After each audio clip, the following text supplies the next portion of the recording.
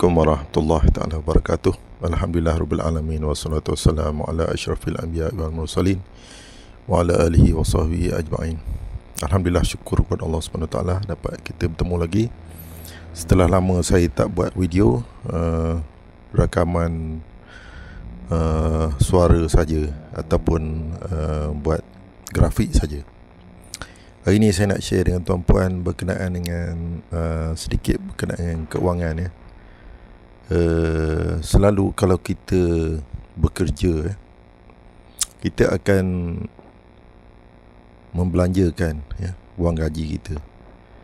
Tapi di manakah letaknya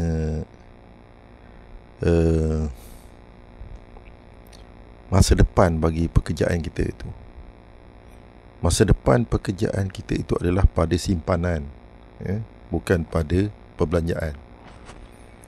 Sebab itu bila kita bekerja, yang penting adalah 10% daripada gaji kita itu disimpan terlebih dahulu. Simpan dahulu baru belanja, baru bayar bil. Jangan belanja dulu baru simpan. Kerana kita tak akan dapat masa depan hanya dengan kita bekerja saja. Daripada simpanan itu kita akan dapat menjalankan perniagaan. Daripada simpanan itu kita akan dapat membeli aset kita dan juga dapat membuat macam-macam benda dan pelaburan. Kalau kita tak ada simpanan, kita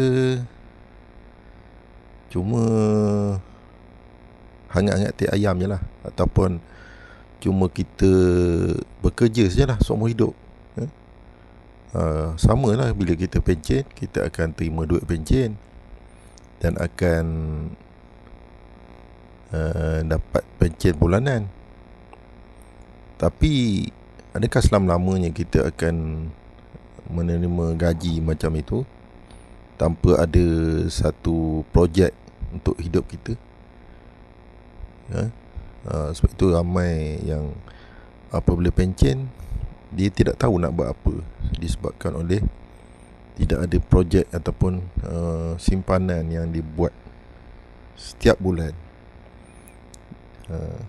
Jika itu yang berlaku, maka kita cuma jadi rat race lah. Maknanya kita bekerja untuk habiskan, habiskan. Dan sampai bila lah kita akan menggunakan cara tersebut. Jadi orang yang begini, dia tidak akan merasa nikmat kebebasan keuangan, kerana dia tidak ada projek untuk hidup dia.